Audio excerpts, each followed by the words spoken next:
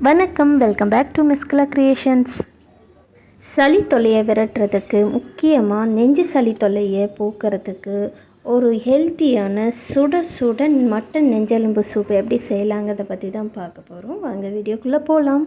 அதுக்கு பார்த்திங்கன்னா, நான் ஒரு 15 சின்ன வெங்காயம், ஒரு துண்டு இஞ்சி, ஒரு பச்சை மிளகாய், ஒரு பூண்டு, இதை அத்தனையுமே நம்ம கல்லில் இடித்து தாங்க எடுத்துக்க போகிறோம்.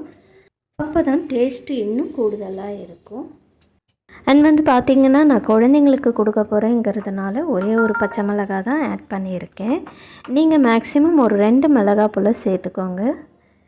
எல்லாத்தையும் நம்ம இடித்து எடுத்துக்கிட்டோம். அண்ட் பார்த்திங்கன்னா, இதோடு நான் ஒரு சின்ன தக்காளியும் நறுக்கி எடுத்து வச்சுருக்கேன். கூடவே புதினா, கொத்தமல்லி, கருவேப்பிலையும் சேர்த்து கொஞ்சமாக எடுத்து வச்சுருக்கேன். வாங்க சமைக்க ஆரம்பிச்சிடலாம். ஒரு ப்ரெஷர் குக்கரில் கொஞ்சமாக எண்ணெய் விட்டுக்கோங்க. அதில்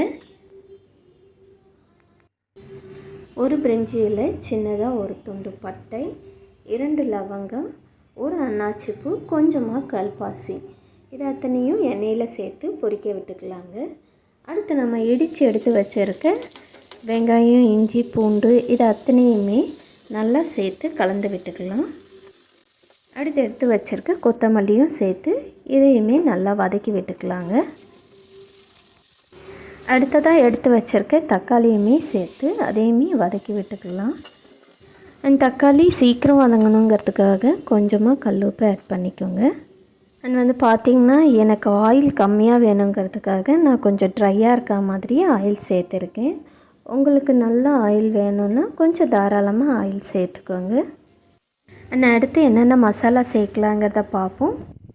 1/4 ஸ்பூன் கரம் மசாலா, 1/2 ஸ்பூன் சீரகத்தூள், 1/2 ஸ்பூன் மிளகுத்தூள், கொஞ்சமாக மஞ்சள் தூள், 1 ஸ்பூன் தனியாத்தூள், இது அத்தனையுமே நல்லா கலந்து விட்டுக்கலாங்க. அடுத்து பார்த்திங்கன்னா, நான் நெஞ்செலும்பில் கொஞ்சமாக மஞ்சத்தூள் போட்டு ஒரு விசில் அளவுக்கு வேக வச்சு எடுத்து வச்சுருந்தேன். ஸோ அதை தான் இப்போ நான் ஆட் பண்ணிக்க போகிறேன்.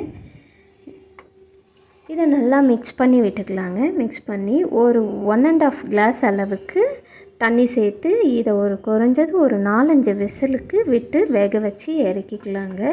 அவ்வளோதாங்க, ரொம்பவே சூப்பரான ஹெல்த்தியான சுட சுட நெஞ்செலும்பு சூப் ரெடி ஆகிடுச்சு. ரெசிபியை உங்கள் வீட்டில் நீங்களும் செஞ்சு பார்த்து இதோட டேஸ்ட் எப்படி இருக்குன்னுட்டு எனக்கு கமெண்ட்ஸில் ஷேர் பண்ணுங்கள். அண்ட் மறக்காமல் நம்ம சேனலை சப்ஸ்கிரைப் பண்ணுங்கள். தேங்க்ஸ் ஃபார் வாட்சிங்.